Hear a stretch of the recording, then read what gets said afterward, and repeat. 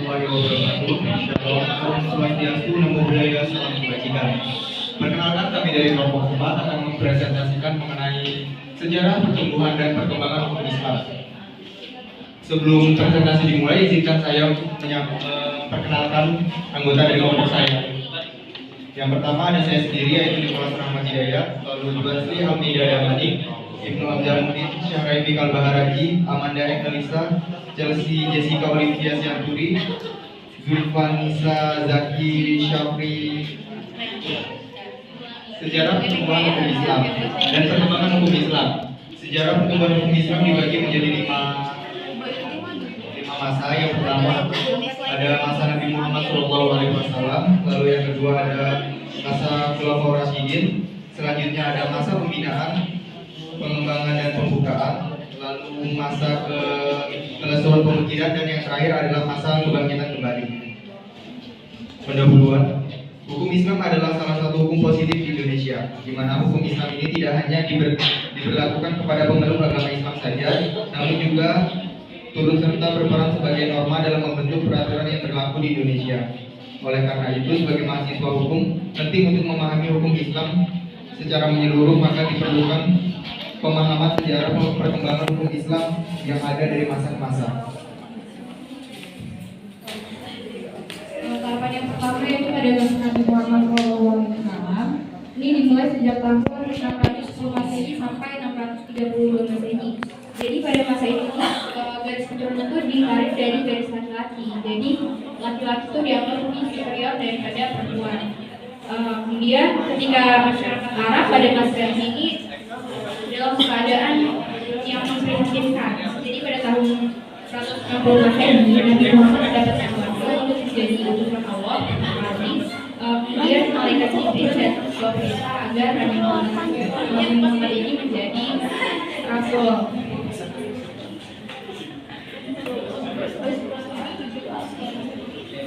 Pada masa sebelum Islam, Nabi Muhammad menjadi rasul. Allah langsung menurunkan ayat Al-Quran kepada Nabi Muhammad SAW, di mana yang menjadi hukum Islam pada masa ini adalah Al-Quran dan Hadis. Ijtihad Nabi juga menjadi sumber hukum sejauh tidak ada koreksi dari wahyu yang diberikan Allah SWT. Yang kemudian ijtihad ini digunakan menjadi sunnah.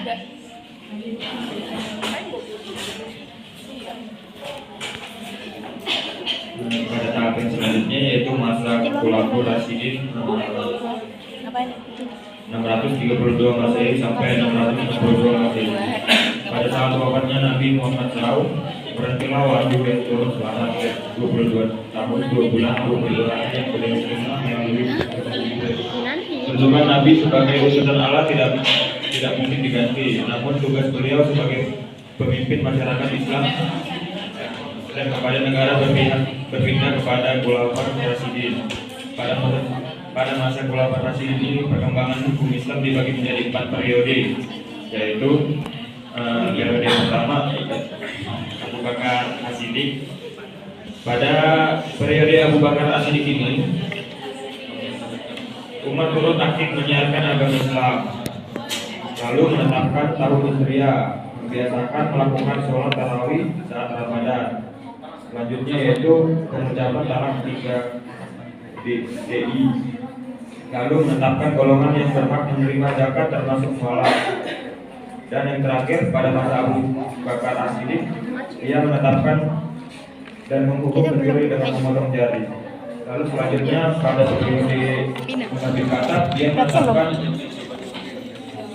pidato pelantikan dijadikan sebagai dasar dalam menentukan hubungan antara rakyat dengan penguasa, menyelesaikan masalah dengan isma sahabat, dan membentuk panitia khusus untuk mengumpulkan catatan. Zaki, absen. Selanjutnya ada periode Utsman bin Affan. Di dalam periode Utsman bin Affan ini, wilayah Islam yang kompleks menyebabkan diperlukannya jawaban syariah dalam masa ini, sehingga berkembanglah banyak ijtihad pada periode ini. Lalu selanjutnya ada periode Ali bin Abi Thalib. Jasanya yang paling besar adalah membuat Al-Quran standar kodifikasi. Wilayah Islam telah sangat luas dan dialami berbagai macam suku bangsa. Sehingga banyak perbedaan dalam pengucapan dalam membaca Al-Quran yang disebarkan melalui hafalan. Selanjutnya akan dijelaskan oleh teman saya. Masa selanjutnya ada masa pembicaraan, pengembangan dan pembukuan pada abad 7 Masehi sampai dengan 10 Masehi. Faktor-faktor yang mendorong orang menetapkan hukum dan merumuskan garis-garis hukum diantaranya A. Wilayah Islam sudah sangat berbeda, oleh karena itu diperlukan perdoman hukum yang jelas. B. Telah banyak karya hukum. C. Telah banyak para ahli hukum yang melakukan istihad untuk memisahkan berbagai masalah. Karena medis muncul mustahil yang berpengaruh diikuti oleh umat Islam di belahan dunia. Pada masa ini terdapat beberapa tokoh yang memiliki peran penting terhadap umat Islam. Di antaranya 1. Abu Hanifah, 2. Malik bin Anas, 3. Muhammad Idris al-Syafi'i, 4. Ahmad bin Hanbal. Selanjutnya Yang keempat, masa kosongan pikiran dimulai pada abad ke-10 Masehi sampai abad 19 Masehi. Pada ini dalam sejarah dikenal dengan periode kemunduran dalam perkembangan Islam. Faktor-faktor yang menyebabkan itu ada yang pertama, satuan wilayah Islam yang sudah sangat luas, sehingga retak dengan munculnya beberapa negara baru baik di Eropa, Afrika, hingga Timur Tengah dan Asia. Kemudian yang kedua, kesadaran politik yang menyebabkan tidak terlalu berpikir. Yang ketiga, hanya kesatuan kenegaraan atau perpecahan yang menyebabkan maksudnya kewibawaan pengendalian perkembangan hukum. Dengan demikian, dimulai di dalam kosong berpikir di mana para ahli tidak mampu lagi menghadapi perkembangan keadaan dengan mempergunakan akal pikiran mereka dan bertanggung jawab.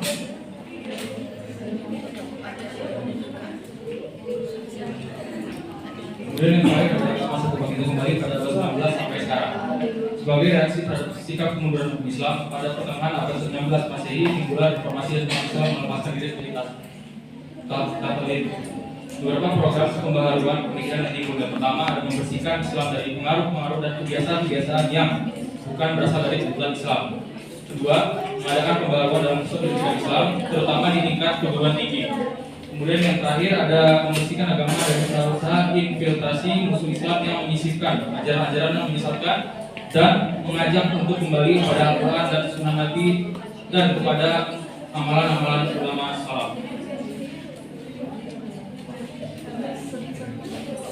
Kesimpulannya, sebagai hukum yang juga hidup di Indonesia, hukum Islam tentunya memberikan banyak dampak hingga menjadi pedoman dalam kehidupan individu dan masyarakat Indonesia sendiri.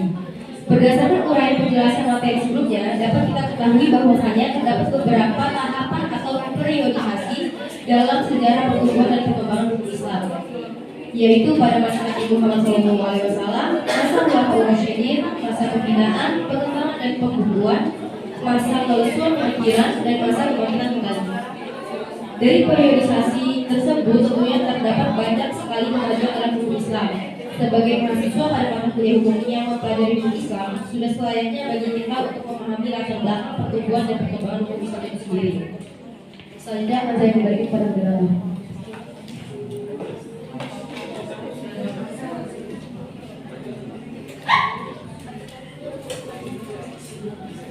Baik, sekian presentasi dari kelompok kami. Sebelum presentasi ditutup, kami akan membuka pertanyaan kepada yang ingin bertanya. Silakan.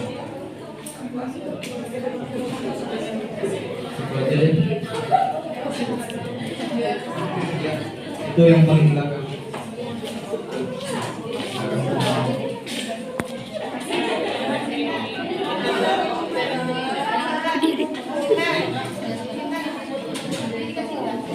Iya.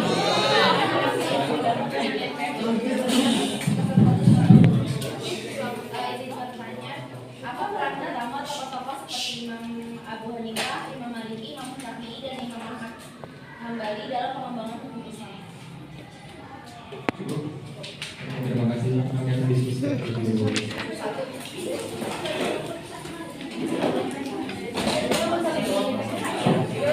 Ada yang mau tanya lagi?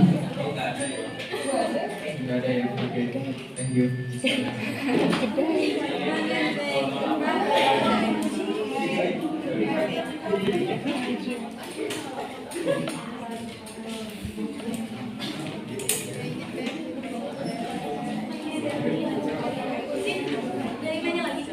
Enggak.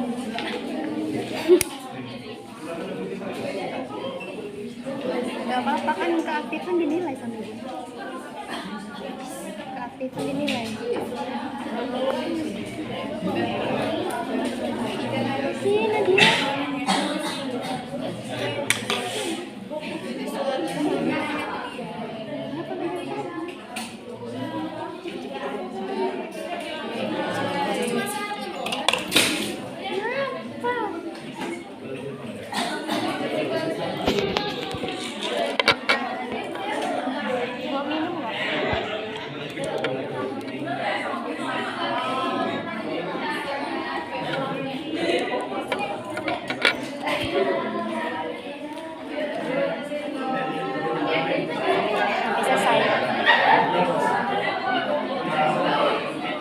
Gak boleh lah nih.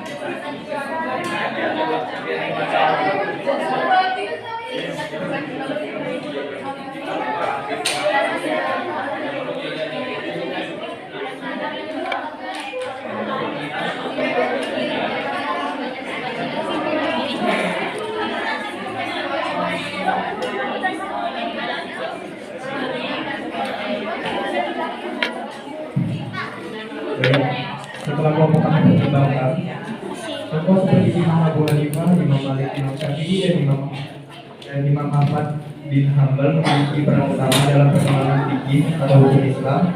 Mereka adalah empat imam mazhab yang memberikan kontribusi signifikan dalam merinci dan menetapkan prinsip-prinsip hukum Islam berdasarkan interpretasi Al-Quran dan hadis. Setiap imam memiliki metode ijtihadnya tersendiri, membentuk mazhab-mazhab fikih yang menjadi landasan bagi pemahaman hukum Islam di berbagai wilayah yang saat ini masih kita gunakan sampai sekarang. Ya, terima kasih.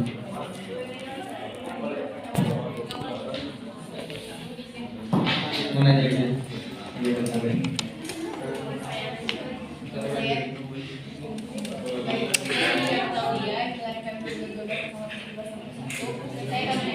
Apa faktor yang menyebabkan periode abad modern menjadi zaman pembaruan dunia Islam?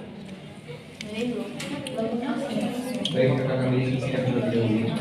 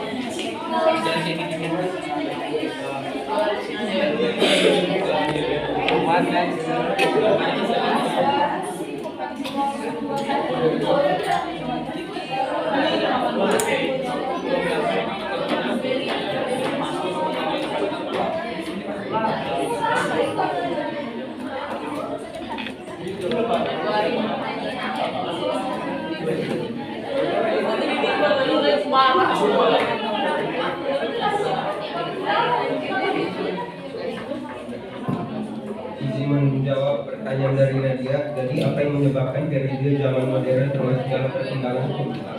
Jadi periode zaman modern termasuk dalam perkembangan hukum Islam karena adanya transformasi sosial, politik, dan ekonomi yang mempengaruhi tatanan hukum dalam masyarakat tersebut. Faktor seperti globalisasi, perkembangan teknologi, dan perubahan dalam hukum sosial telah menyesat perubahan dalam interpretasi dan implementasi hukum Islam untuk menjawab tantangan zaman.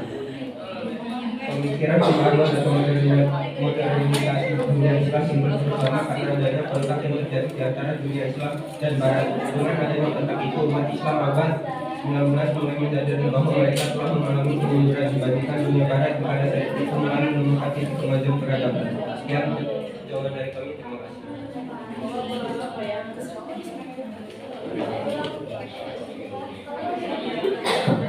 Baik, mungkin sekian saja presentasi dari kelompok kami, mengingat banyak kelompok yang masih belum berpresentasi. Pertanyaan kami tutup dan sekian wassalamualaikum warahmatullahi wabarakatuh.